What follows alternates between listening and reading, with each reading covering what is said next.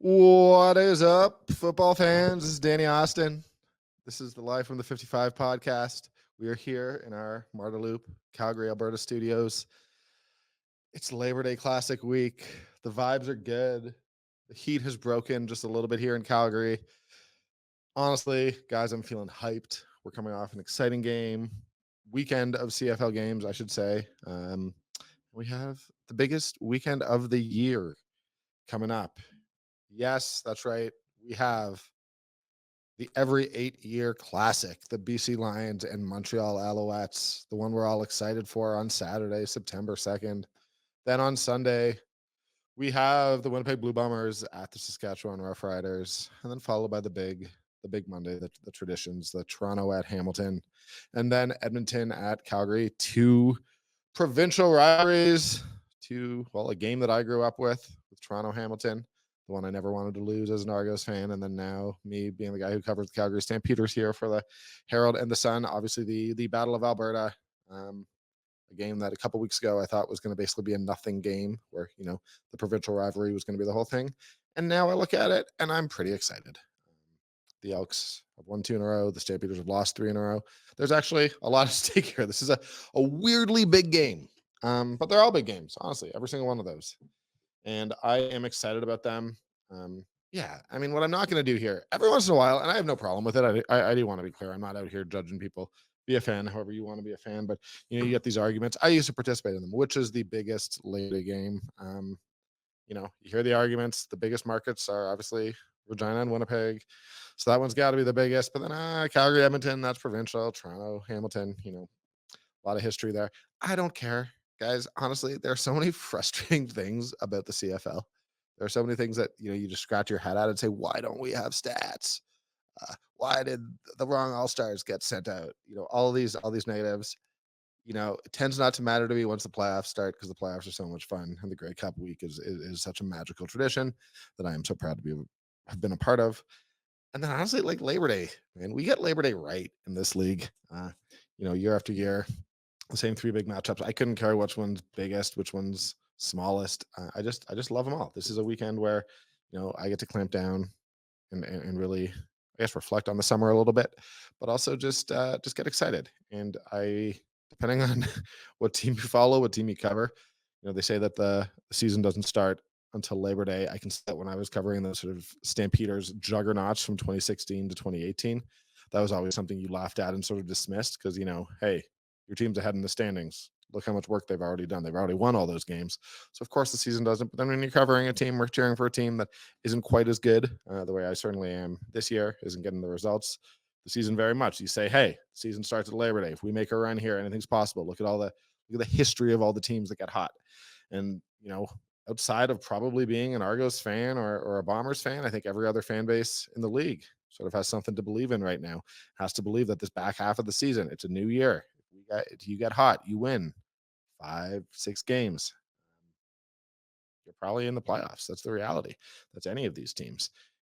People keep saying, oh, is it 8 wins in the West? Is it 7? I don't have the exact answer there, but I know that the Stampeders, they took time off this week. They got back 4 in the morning, I think Dave Dickinson said, from Toronto on Saturday, decided not to come in on Saturday for their traditional rundown.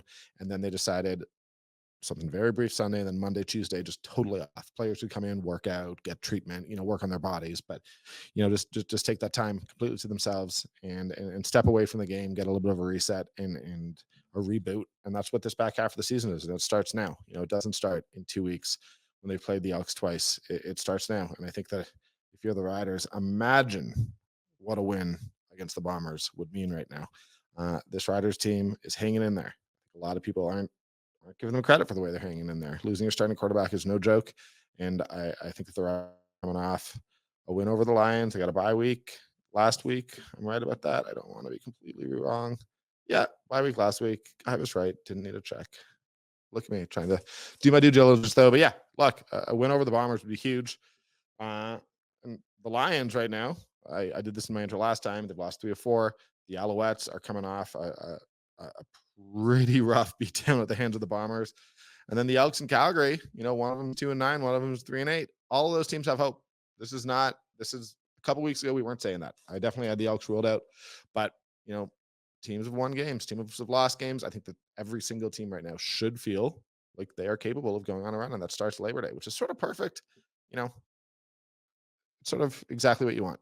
You want every team feeling like they have something to play for, and that's certainly true. Um, I've got Gerry Moddejonge, my colleague with Post Media, up in Edmonton, writes for the Journal and the Sun. He is going to be dropping by a couple minutes here. Going to be joining me. Gerry is one of my favorite guests. When we talked to him earlier in the season, poor Gerry was beat down. You know, he's covered some bad teams over the last couple years, and Gerry, you could sense how frustrating it was to go day after day to Commonwealth having a cover team that just couldn't do anything right. So a lot has changed since then. He's gonna be sleeping on my couch for a couple nights this weekend. He's a tall man. I don't know that my couch is tall enough for him. I'm gonna have to figure that out. But excited to have him on and talk a little bit about the Calgary Edmonton series as well as everything else going on around the league. But before we do that, I guess we can take a brief look at each of the games. If we're gonna make jokes about the stats, I do want to give CFL a bit of a shout out. They send out this weekly CFL This Week email. I don't know if it goes on the website or what, but it there's a ton of good information in there, and it was a great email this week. They clearly put their work in. Lots of information. Like, for example, I didn't know that Mike O'Shea is 3-5 as a head coach in the Labor Day. Who would have thought? Mike O'Shea has pretty much been winning nonstop for all these years, but losing record as a head coach in the Labor Day Classic for the Bombers. I'm sure he doesn't lose all that much sleep about that. Let's be honest about this. This is Mike O'Shea we're talking about. But hey, fascinating. Anyways, we start with BC and Montreal, the big one, the one we're all talking about. Apparently the last time they played was in 2015. But it's their 14th meeting in the Labor Day Classic Series, which we're still calling it the Labor Day Classic Series, even though these teams haven't played in years, and this is clearly not a Labor Day Classic Series. But according to the CFL, their first meeting was September 1st, 1980, and there's a series, again, we're calling it a series, a 7-6 edge to the BC Lions. I don't know, guys. Like, I'm gonna give this one the whole Labor Day thing. It doesn't matter. The point, these are two teams that need a win. These are two teams that I think are hovering sort of right below the Argos and the Bombers as the top teams in the league right now. I dropped them out of my top tier last weekend. I do think that there's a sort of 1A, 1B, and then everyone else. And I think BC and Montreal are right below that. I think BC having lost 3 of 4, that's obviously deeply concerning. And in Montreal, really the adjustments that the Bombers made in the second half last week, I think we saw, they're on a different level. But look, this is Vernon Adams' first game against his former team. I think that's an interesting storyline. Obviously, Vernon really came into his own as a starting quarterback in Montreal. He'll be playing there. I hope the fans give him a nice reception and never did anything to hurt anybody. And yeah, whether or not this is a Labor Day weekend mainstay, who cares? Lots of intrigue here. Both teams badly need a win. I mean, if the Lions drop 4 of 5 in a row, man, what are we talking about then? It doesn't really feel like we should be taking them quite as seriously as we were a little while ago. There's lots of other teams that have had better records since the start of August, that's for sure. Then, on Sunday, one of the big ones, if not the big one, massive game in Saskatchewan. Bombers, Riders. As I said, Mike O'Shea 3-5 as a head coach. I just think that bears repeating because you just assume that Mike O'Shea has a winning record and everything, because why wouldn't he? That team has been so good for the last 3-4 years.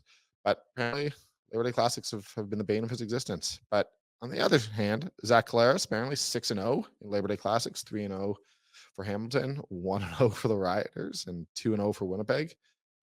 13 touchdowns and 3 interceptions in that.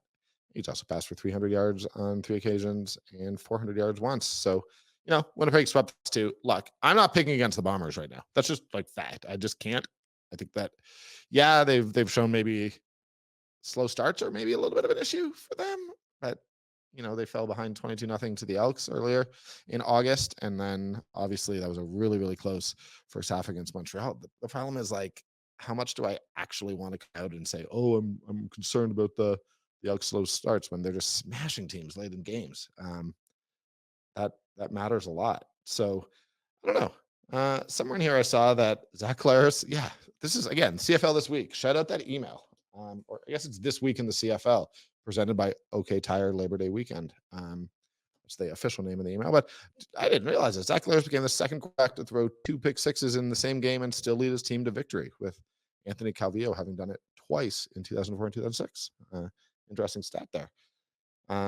Radio. I'm just reading stuff. This is not good radio and certainly not good YouTubing. But yeah, I don't know. What do you want me to say? I'm impressed by the Riders. I really am. I'm impressed by the fight that team has shown. I'm impressed by the fact that, when Trevor Harris went down, a lot of us ruled them out. Right now, they're sitting comfortably in third place in the West Division. They're hanging in there. They're making life tough on the teams behind them, trying to chase them, and that's all you can ask for a team. So it's like, what are you going to say bad about the Riders? I think that right now they are doing what they have to do to stay in the fight. I think that they're going to win either of these 2 games against Winnipeg. Probably not. Winnipeg's really good, but I don't know. They've earned my respect, and I expect that the Riders are going to be there at the end of the year. Yeah, I honestly, I'm really impressed, and I'll admit that I was wrong about them. I thought when Trevor Harris went down, they were going to be, completely hooped. Shout out Sean Bain, by the way. Really enjoyed covering him in Calgary. Then we move on to Monday. Argos Ticats. I don't know. What do you say about this one? I had the Ticats completely written off, and then they go into BC. One of the weirdest games of the year. I honestly, I'm still trying to work out how I'm supposed to talk about that game, because I just did not, on any level, see a Ticats win over the Lions coming. Blows my mind. Can't even really wrap my head around that one. Also, shout out to Tavares Daniels. We're just going to shout out all the receivers who I've covered at one point or another in my career. But yeah, he's on pace for his first 1,000-yard season. He just always gets between 780 and 900, and now he's on pace for 1,000. Love that guy. Good to see it. I don't know. We all know the story here. Toronto right now. I still have them as the number 1 team in my league, although I do admit every time that I say that's largely based out of sort of respect for what they've done. They did get banged up, losing to Sean Amos. They lost a couple starters against the Stamps. So we'll see. They have now had 3 bye weeks. They are the best rested team in the entire CFL, and they are on a run of games with very little rest coming up. So, they gotta show it to me. I've got the Argos number 1, but not confidently. And I do think right now keeping this up is going to be a tall task, and I think that the Bombers are right on their heels. But yeah, anyways, 52nd edition of this East Division East Labor Day Classic. The Argos have won the first 2 matchups of this season, and I guess they do meet a 4th time. Remember they played 4 times in 5 weeks last year, all for that TV show? That was weird. That was CFL's crazy, man. Anyways, apparently the Ticats are 36-14-1 in this series historically, but the Argos did win last year. The Argos have clearly, they're the better team between these 2. And I don't know, apparently Hamilton took 9 of the previous 10. What do you say? I obviously expect Toronto Argonauts to win this game. I don't think that there's any, I don't have any hesitation saying that. I think they're the better team, and let's see it though. Again, I just can't make sense. What am I supposed to say? I cannot make sense of the Ticats flying across the country and beating the Lions last weekend. It blows my mind. Don't understand how it happened. Maybe they're just secretly a team that's just ready to go. They do have good players. So, anyways, and finally we wrap up with Edmonton and Calgary. This is bizarre. I did not realize this, and I should have realized this because it's my job. These 2 teams have played 62 times. The series is tied at 30-30-1. What are the chances of that? You look back, the way the Stamps have just sort of dominated the league for the last 30 years, or sort of been consistently one of the top teams in the West. You just expect them to maybe be ahead, but the Elks were very good for a very long time. This is an old series, but tied 30-30-1. And the Stamps have won 9 of the last 10. So yeah, apparently the Elks were far ahead and are not anymore. So my whole, given the Stamps' recent dominance, well, this is the byproduct of that. Anyways, yeah, we got Gerry on, so I'm not going to belabor the point here and talk for too long about this Calgary Edmonton game. But I've said this many times. My first ever game sort of as a full-time beat reporter was the 2016 Labor Day Classics. It's one of the most important moments of my career. It was a really special. It was special just to be stepping up, taking on this additional responsibility, this new role that I'd at the time felt like I'd really worked hard to get to and had been waiting for, and for it to be that big game with all that excitement. There's really nothing that compares to it, and I can't wait. I'm just so excited, guys. It's Labor Day. I love Labor Day, followed by September and October. I know this, that I always look back, and it's the weird thing about having this podcast now and talking about it. I always look back at August. I'm like, what was I thinking? Because things do change so much. But it all starts with Labor Day. I can't wait. Hopefully, tons of Edmonton fans can get down. I hate that it's a 5 o'clock start. It makes it harder for those fans to get back. This is the game that should be held in the early afternoons, so that people from all over the province can come and celebrate. And you know, summer turns to winter pretty quick. So, yeah, that's that. Guys, I got Gerry Moddejonge on. Let's go to him. Guys, let's say you're having a party. Let's say you're having a picnic. Let's say you're having any occasion. Got to talk to you about Fraser and Fig, because I love these guys. Here in Marda Loop, a couple storefronts down from our studio here. Fraser and Fig, man, these guys do these delicious elevated cheese and charcuterie boxes. You know, they're made with all these fresh artisanal ingredients, on-demand grazing, pick up, delivery. You got it. Just let them know what you want. They will get it to you. Honestly, I'm such a big fan. I had a picnic a little while ago. I brought one of their curated boxes, and it was a huge hit. I looked great. People loved it. We're hungry. They weren't hungry anymore. These ready to go boxes, they got them in 4 sizes. All their boxes come with meat, cheese, dried fruit, fresh fruit, nuts, olives, pickles, and carrots. Their selections vary from month to month. Choices are always new. You know, just because they've had one doesn't mean you've had them all. I love Fraser and Fig. I love having them as a sponsor. They're the best. Make sure you check them out. Tell them Live from the 55 sent you. All right. Gerry Moddejonge from the Edmonton Journal, from the Edmonton Sun. Buddy, we had you on earlier in the year. I recall. You were like, you were in my favorite mood. I want to be clear, but like, it was might have been my favorite of all my podcast guests. Oh man, you were down in the dumps though. Where is your mood as it pertains to to covering the Edmonton Elks every day right now? yeah, I don't know if it's any better, Danny. To tell you the truth, I mean, yeah, they've won a couple of games since then. They appear to have turned a corner. I think back then, Danny, and I had fun on that pod. It was free falling 360-degree spin all the way down, and we didn't know where rock bottom was or was going to be. Every week it was like, okay, is this it? Is this as bad as it gets? Oh, they allowed, a single point to dictate the game when it got booted over the return man's head, and he left it in the end zone. Nope, I guess that's not rock bottom. We'll see. And then, oh, hey, and it's just been all along, and then, oh man, up 22-0 against Winnipeg 3 weeks ago. Like, wow, this is amazing. This Trey Ford kid comes in and all of a sudden sparks some life. Oh, nope. They let that lead go and they lost again. They just kept finding new ways to lose and shoot themselves in the foot. So and there is no way that Winnipeg loss is rock bottom. Like, rock bottom had, like, at least there was some hope. Right. And right. like, I can now joke about the Elks a little bit because like they're not imminently gonna literally just get banished from the league. But like, rock bottom had to be just getting shut out by the Lions for a second time, and just Chris Jones refusing to pull Taylor Cornelius from the game, and watching that poor, and I really, like, I'm not making fun of him here. Very rarely in my life as a sports fan, sports media, whatever, have I looked at someone and been like, oh, I just feel bad for them. And right. I just wanted like someone to give Taylor Cornelius a hug, because like, it wasn't fair what they were doing to him. Yeah. And you know what's worse, Danny, is Trey Ford has come in and looked good under Jarius Jackson, because of course the starting QB and the OC were changed at the same time in that week 8 bye, which appeared to have sprung this rebound, and then they got into that. They came out immediately, put 22 points up on Winnipeg, who's the top team in the division. But you're right; those back-to-back losses certainly didn't help. When the board of directors comes into bye week and they're like, okay, like, Victor, what are you going to do, right? Like, he was still around at the time, president and CEO.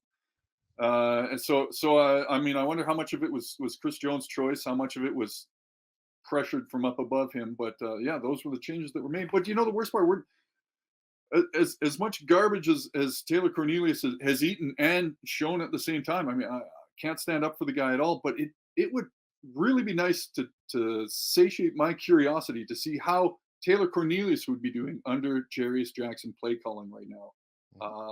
And that's not taking anything away from Trey Ford, because he's shown something no other QB's been able to do. And I'd argue even over the last couple of years, just flashes of brilliance, and it's certainly been the spark they need. But yes, it's the quarterback, but a lot of it is the play calling. How about a couple of weeks ago when we saw on 2nd and 1? Now Taylor Cornelius has been bumped down to third on the depth chart in the QB stable, but he's still coming back out and doing their short yardage. So he trots out for 2nd and 1, and you know tries to sell it that he's going to dive ahead, pulls it up and lobs it up, and AC Leonard of all people, makes a catch for 45 yards. Former TE turned defensive lineman. It's the longest catch of the guy's career, and but it's just the play calling at that point. It all of a sudden just blows your mind a little bit because like, hold on, there's a wild card element here that these outs have certainly not shown before under Stephen McAdoo. Which, I mean, his MO seemed to be, let's just bash our heads against the wall until something works. And tell you what, 8 weeks into the season, nothing's working. So they made these changes. Well, again, and why I brought up the Taylor Cornelius thing again was not to bash the guy. Like I don't have anything bad to say about Taylor Cornelius at all. Just in part because I don't care enough about the Elks to really like get frustrated about it. It was just like there does come a point, and against the Lions a couple weeks ago, it was the fourth quarter. The game was lost, and the Stamps pulled Jake Mayer. Yeah. Don't put him out. Like they put in their third stringer because Tommy Stevens, and that's not to compliment the Stamps, but I like when the game is lost. I don't think that you just stick your starting quarterback out there. Right. He was so dejected. You could see that the offensive line was just beat. They had nothing left, and I just don't think that that's. I mean, again, I've criticized Coach Jones for this, like much more so than anything else that I've criticized him for. I just don't think that's fair. Like your player is already. He's failed on the night. Yeah. Don't force him to go out there and just eat it again. Yeah. Yeah, and I totally get that. You don't care about the Elks, and that's exactly what this team up here is trying to avoid their own fan base or whoever's left of it, anyways, from continuing to on with that erosion of anger and frustration into apathy. So the last time we saw Taylor Cornelius in a start, he was getting booed off the field with 6 minutes to go, still in the third quarter, right? I mean, just too much inconsistent. Well, it wasn't inconsistency. It was consistently overthrowing, underthrowing, or interception. And you didn't know which one was going to come, which is wild because you see the guy. Or he was going to get hit hard. Like that's like he was getting sacked so much. Yeah, they're getting rid of the ball faster. They're not requiring Trey Ford to throw as often now. A lot more. It's the Sally, the RPO games on point. I mean, he's picking up 50, 60 yards with his own legs per game. It's just such a change, and maybe not surprising to see that these guys are won 2 of their last 3 since the changes were made. That being said, incremental movements. Yeah, it's been 1 step forward, 2 steps back for a long time here, but it could also be a lot of other little things are finally coming together and going right. And this QB change and play color change just help put them over the top. Now let's remember they beat Ottawa and Hamilton. Right? Yeah. I sort of made that point in a reply on Twitter, and the problem is instantly the person I'd replied to, and I actually wasn't being a dick there. Come on. Well, because I mean, believe me, we'll get into it, but if there are positive vibes around at all around the remaining Elks fans, it's the opposite in Calgary right now, which again, they've lost 2 overtime games. I genuinely don't think that their record is indicative of who they are as a team, and there's a chance that they go on a run, but I can't deny the record. But fans are mad, and fans are not used to this level of just sort of mediocrity, I guess. And I just said, I was like, okay, well, Labor Day, let's remind ourselves. And then immediately the Ticats went out and beat the Lions. Right. So because it's the CFL. Because it's the CFL. And people rightly pointed out that the Red Blacks also beat the Stampeders, which is true. So I do think we have a sort of intriguing Labor Day matchup, but I mean, you haven't even brought it up yet. And this disappoints me because at 11 a.m. this morning, I checked my email, and according to Pro Football Focus, not only was Trey Ford one of the monthly honor roll players around the entire CFL, he was the top quarterback, but the Edmonton O line gets PFF. I'm asking this like not at all facetiously. Is that deserved? Because I like there's a lot of times when I just don't get what's going on with PFF. I refuse to buy into PFF until they get me full-time, consistent, normal stats. Yep. Why does PFF doing all this over analysis and we're stuck not being able to look up last year's stats No, week it's 7 ridiculous. for whoever? It's it's too much, man. But you're right. I mean, my issue with PFF is that effectively, like, it's every play you get a grade from, I think it's -2 to 2. And what that misses is like, that is great for a coaching evaluation, right? Like, Right. you are, as a coach, you are trying to evaluate. But when it comes to like this stuff, like CFL honor roll, or like player of the month, player of the week, which is what this honor roll stuff is, what it misses is that a 90-yard catch with 2 minutes left in the game is a bigger play than a defensive lineman doing well on one different play, Right. right? Like there's context that's just missing. So what we're actually doing is on some level diminishing the big plays, which this league is built on big plays. Yeah. So and like this is no knock on Julian Hauser, a guy I covered, but like in week 1 or 2, he was one of he like the players of the week when like he didn't have a sack. I know he did, like he played well. I guess he did based on the grading system, but the grading system missed that the defensive line wasn't actually getting all that much pressure Right.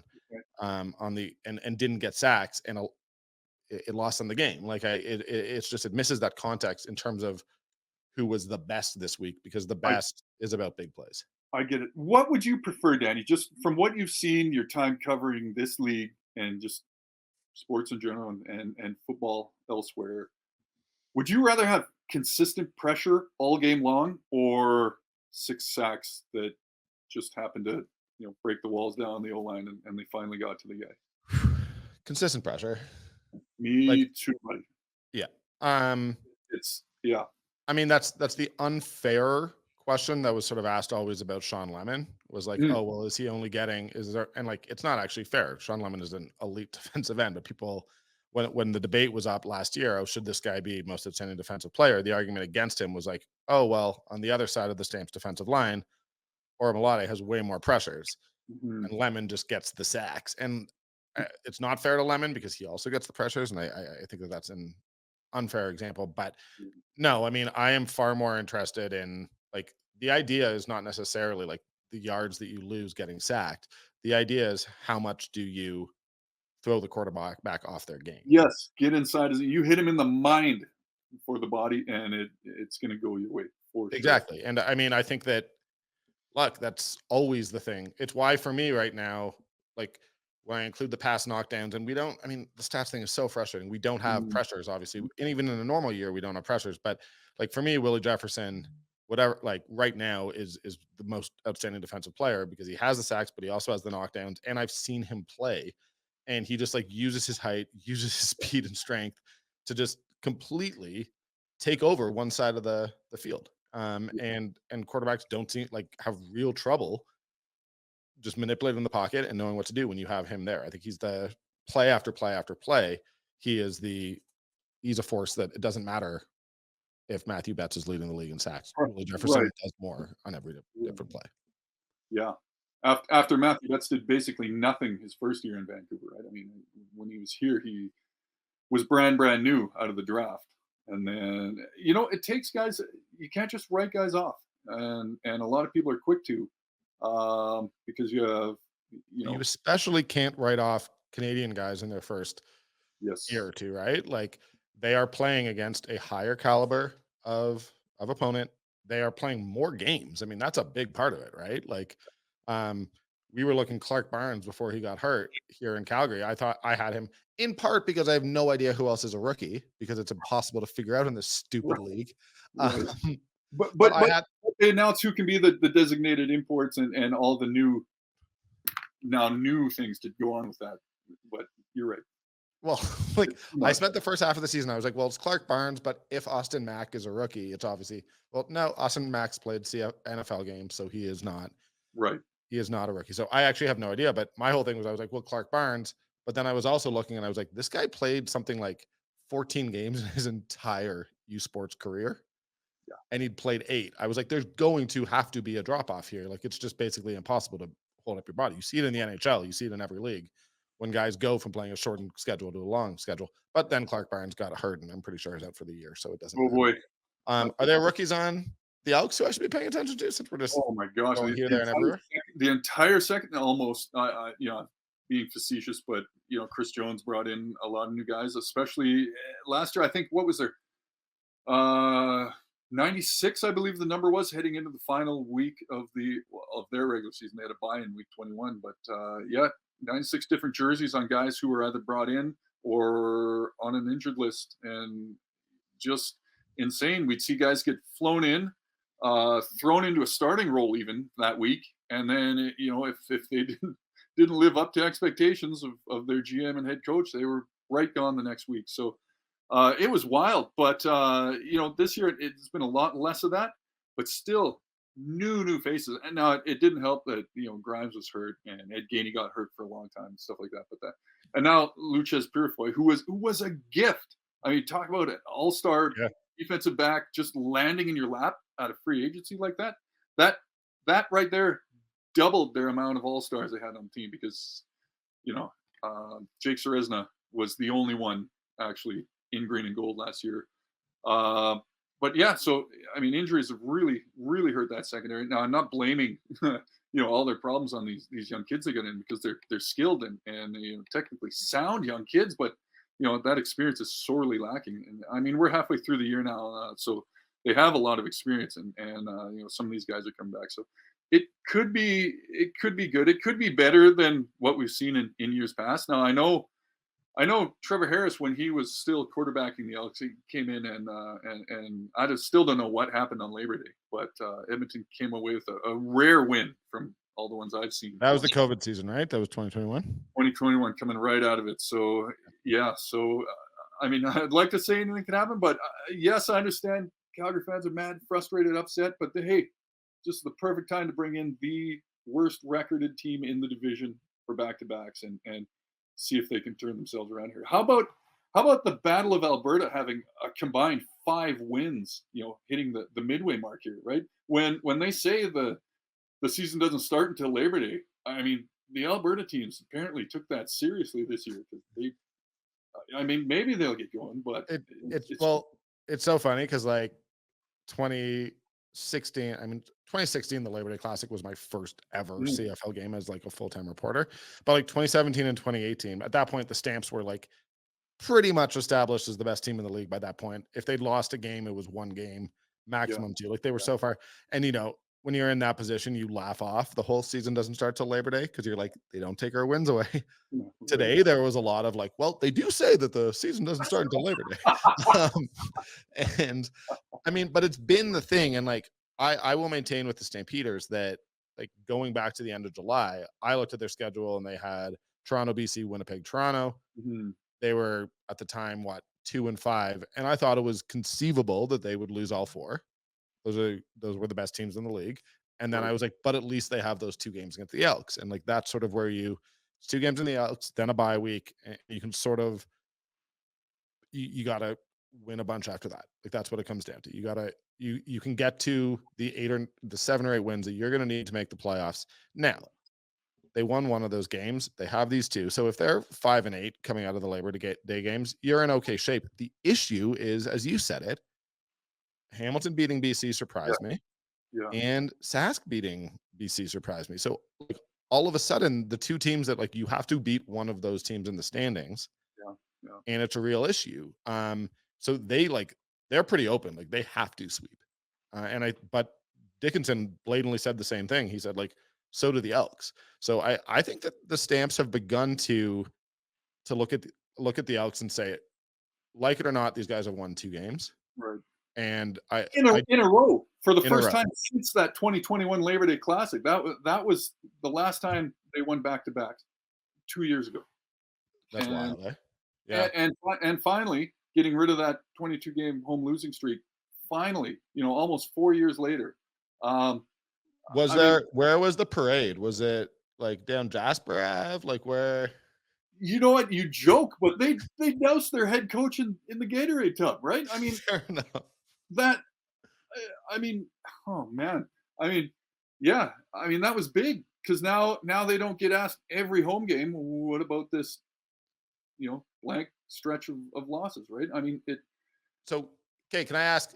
yeah. Let's say they win. They win on Monday. Like the Elks beat Calgary. What would you like? Would you expect at this point a bump in attendance for the rematch?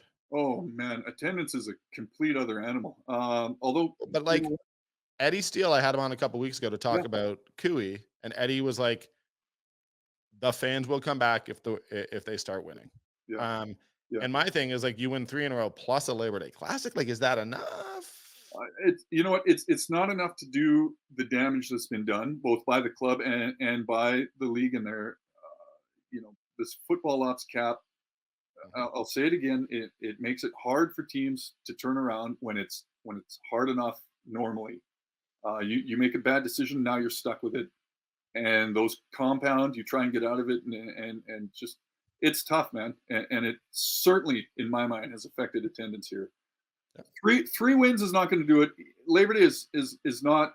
I mean, yeah, it's still big, but it's not the draw it was up here. Everybody's looking ahead to Oilers training camp Yep. 5 days after that. But you know what? We'll get the fans back and raise some eyebrows. Is a young QB, Canadian at that, Trey Ford, who runs around, makes it exciting. God, he's Certainly a exciting. lot more fun to watch than what they've been doing over the first half of the season on their way to 0-9. And you know what? That is what sells tickets in my mind.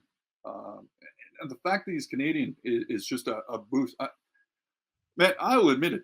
Nathan Rourke last year, when he was healthy in the whole first half, was must see TV for me. I was glued to BC Lions games. I could not believe what I was seeing, and the kid's a winner, and it's fun to watch. And yeah, he's taking a practice squad spot in the NFL. Now, of course, that was going to happen. That's just what we have to put up with up here. But Well, man, just to see a couple of Canadians emerge like that, and this kid went through the U Sports system, yep. and that is in itself not something we've seen in a long, long time.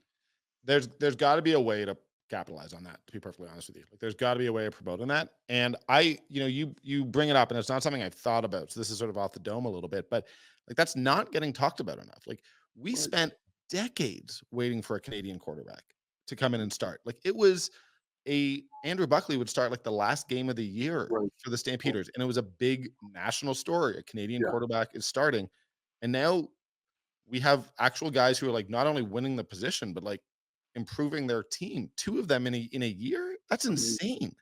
And amazing. I was like, with Nathan Rourke, and I mean, this is just me agreeing with you, but I mean, the 41-40 win that they had over the Stampeders at McMahon, like, might be his like calling card Right, game. right. And that was one of those games where the hype had been building. And like I go back to like Linsanity in the NBA. I Yeah, don't like he had a couple games and then he beat Toronto and then I believe he had the Lakers next, but it was like the hype built and then yeah, he delivered. And yeah, that was the fun thing about Nathan Rourke. It was like, oh well, look at what this guy's doing. And gradually, one by one, we all start paying attention. And then that game against Calgary, like he tore them apart. yeah, And it was like me covering the other team was just watching, being like, there's no way he's doing this. And he yeah, did it and just did yeah, everything and was spectacular. And, bummer seeing him get waived. But with Trey Ford, like, I don't yeah, think either of us are saying Trey Ford is on Nathan Rourke's level, but I am saying that from a marketing perspective, I don't think it's that dissimilar. And when you spend decades waiting for a Canadian quarterback and you get one, yeah. throw some muscle behind that. And he starts getting some wins behind him, and it'll happen naturally like that. Like, CFL clubs try and manufacture all the excitement in the world, especially in a place like it might work in Winnipeg and Regina, but trying to do that in a big cavernous Commonwealth Stadium, man.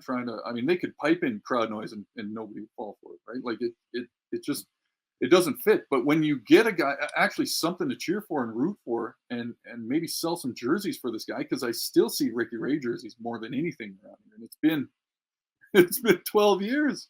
It's amazing.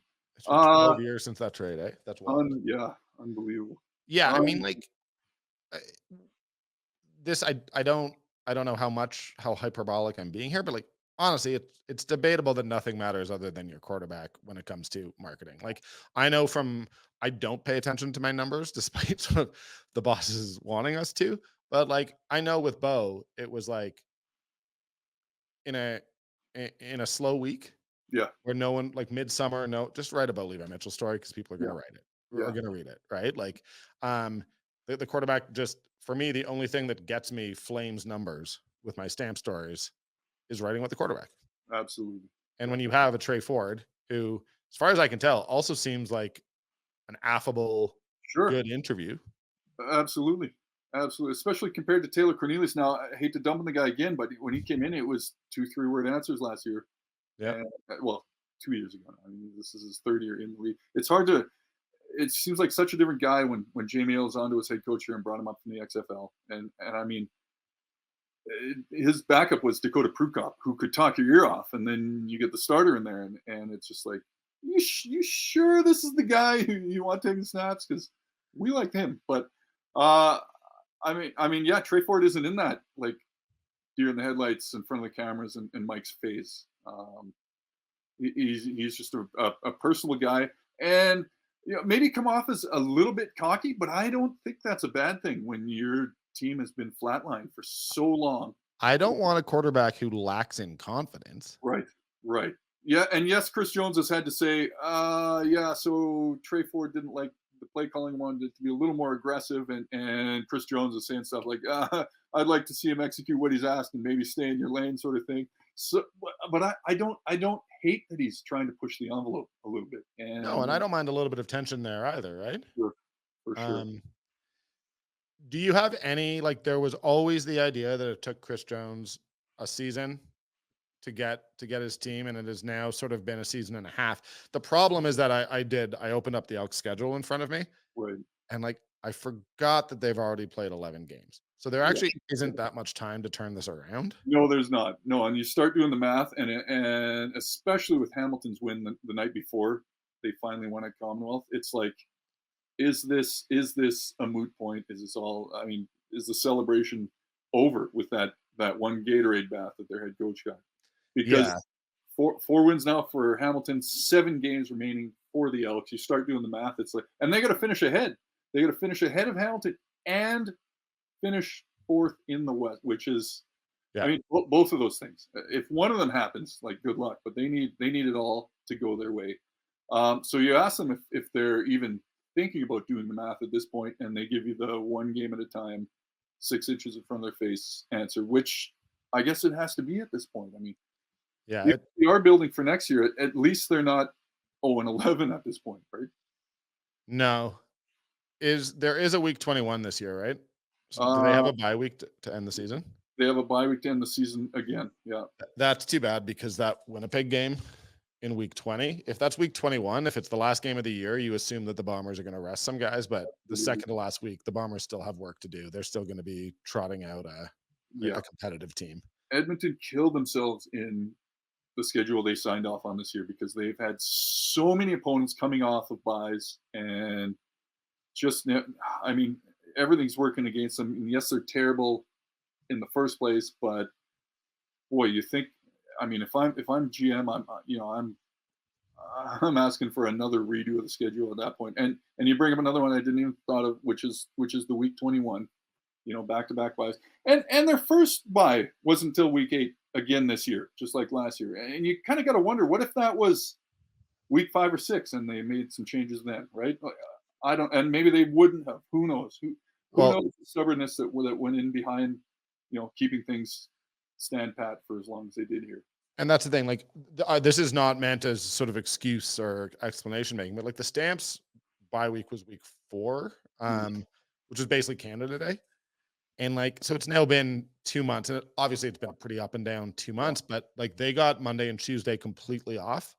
And it's, to be honest, what I wrote about today, like the guys just seem different. Like they needed a little bit of time just to sort of mentally get away from it. And, like the timing of your bye weeks does, I don't necessarily know that it matters in terms of wins and losses. Like really, I don't know that you could quantify that, but I do think, they had to play Toronto in Toronto last week with Toronto coming off of like that stuff.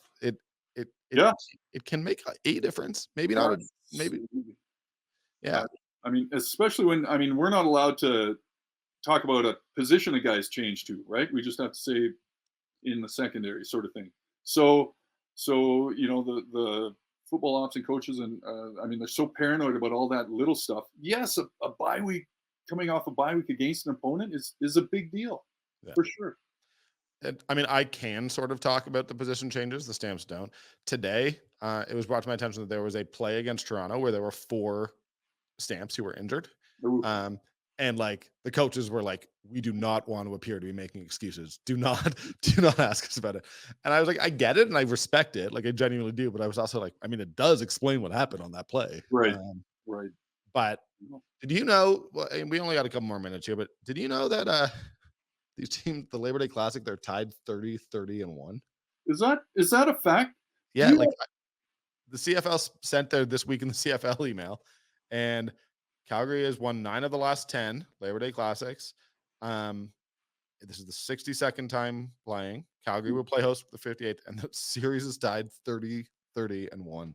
You know what? That's amazing. You know what else is interesting? Take a look at their all-time wins and loss records. I don't mean against each other, but Calgary is slowly creeping up on Edmonton's all-time win percentage. Which sort of doesn't surprise me, just given if you look at the thing is, it's not like Edmonton's been bad for the last 30 years, but like Calgary has generally been good for like 12 to 13 wins. The Huffnagel era has been second to none in my mind. And the Wally Brono era, right? Yeah. But regular season consistency, knowing what you're going to get from an opponent coming in.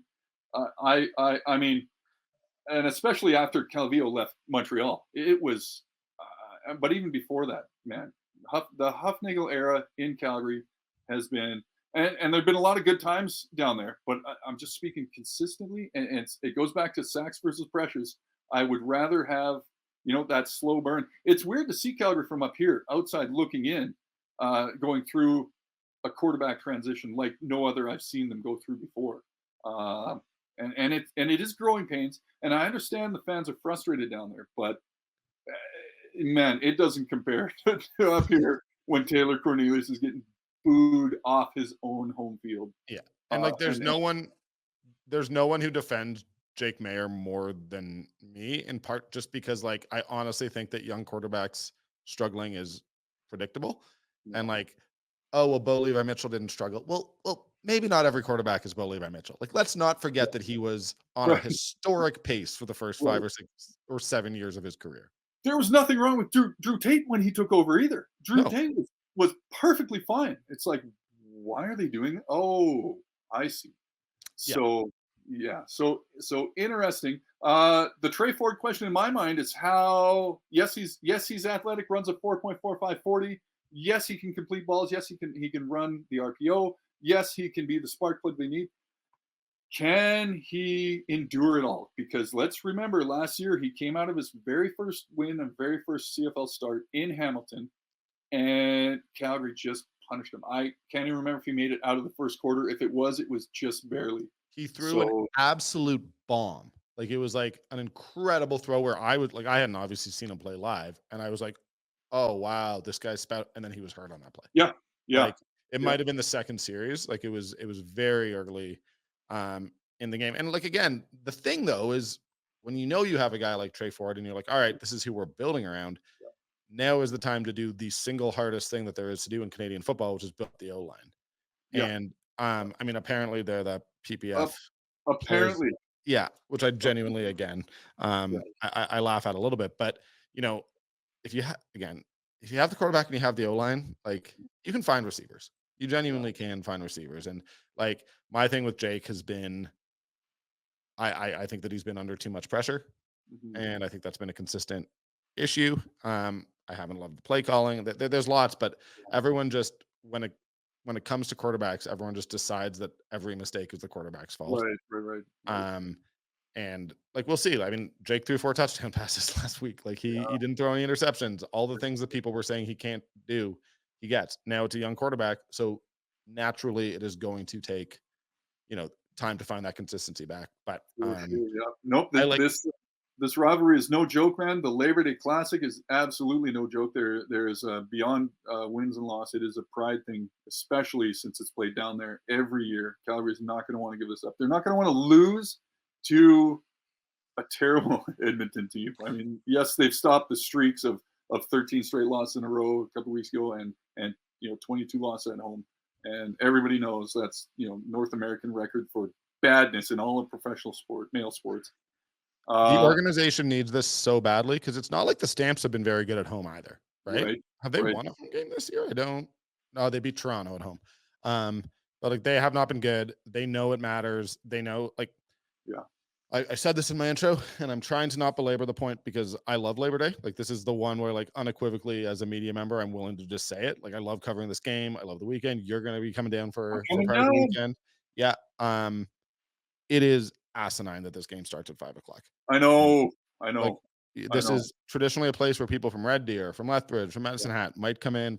yeah. Even people down from Edmonton, and now the game is going to be ending at 8. You're not getting back to Edmonton until really late on Labor Day when, like, the kids are probably in school. I just think it's a and I'm not going to say who I assume made this decision, but Right, um this is a game that should be starting at 2 o'clock every year. absolutely. And the argument that, oh, well, a bunch of Calgarians are coming back from their cottage or from their cabin, I apologize, it's Alberta. Nah, man, not like there's a lot of people who can be there by 2 o'clock if they're at the cabin. Like Yeah, it's 2 to 5. There's not that much of an advantage. What there is a disadvantage in terms of people wanting to, you know, to be in bed at take a the reasonable weekend of it.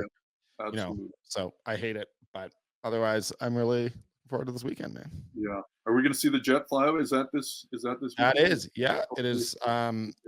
My impression is they're going all out. I had heard that there had been some controversy regarding the jet, not from a Stamps perspective, but from potentially, We don't uh, say yeah. But I involving. said that on Twitter at one point and was called out for it, and I have no proof, so I'm not gonna push too hard. But there's a story there that I was told that Edmonton wanted their own flyover, and that it basically came down to either neither of you get it or you guys have to negotiate, and that there was some unhappiness regarding that. But I have And no you idea know if that's true. who, I genuinely don't. That's just a rumor that I heard. and you know who loses in that whole back and forth bickering? Everybody. The fans, buddy, and me and you. I mean, I love it. I love all that's surrounding it. Labor Day is where it's at, and I'm so glad I'm going to be actually traveling to a road game this year. Sick, buddy. I hope to get to Edmonton. I've got to figure it out. Okay. I have I have stuff going on, just like I have a major purchase that I may be looking to make in the next couple of weeks, so I don't Oh, know that it's the right time for me to come up to Edmonton. But we'll let we'll leave that for an off-air conversation. So, buddy, thank you so much for the time, man. This was way okay. longer than the half hour that I asked of you. So, thank you. Happy to do it. Okay, that's Gerry Moddejonge. Cheers. Guys, what are you doing tonight? I don't know what you're doing tonight. You're probably looking for something. Guys, you got to go check out Mug's Pub. This is probably my favorite pub in the city, 1330 15th Avenue Southwest, right in the Beltline. Honestly, they do it all. I, for years, played trivia on Wednesday nights at Mug's. It's the best trivia night in the city. Other nights, they got music. They got specials every single night. Some of the best food and drink specials in the entire city are at Mug's Pub. You want wine, you want beer, you want cocktails. They got it all. Big fan of their fish and chips. They got some amazing pizza. You want to watch the game? They got TV screens. You want to just have a drink with friends? Perfect spot to do it. You want to have some food? As I said, it's delicious. Mug's Pub. We love having them as a sponsor.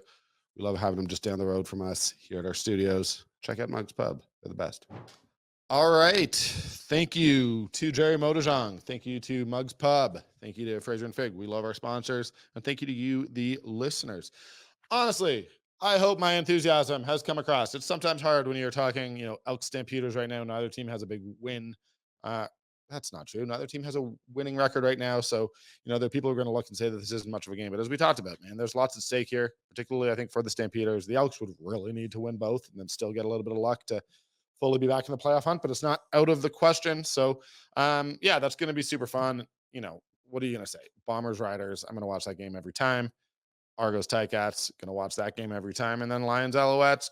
Quietly, a really interesting game where both teams desperately sort of need a win to continue sort of proving who they are. So, yeah, fun weekend. And then the CFL. It's the best. It's Labor Day. You guys don't need me to say that. I'm thrilled. It's finally this time of the year. Marks the end of the summer, the start of fall, but I love fall. I love this weekend. So thank you again for listening. Thank you to Gerry. Thank you for our sponsors. We'll see you next time. I'm not sure when our next episode is dropping, just with the Monday game. I do have to sort of figure that out, but one way or another, we'll come at you as quickly as we can. Hopefully get Ian Busby on here to chat a little bit. We'll see. I have no idea. I haven't played that far ahead, but thank you for listening, guys. This is Live from the 55. I'm Danny Austin. please let your friends know. Like and subscribe, all that. Thanks. Bye.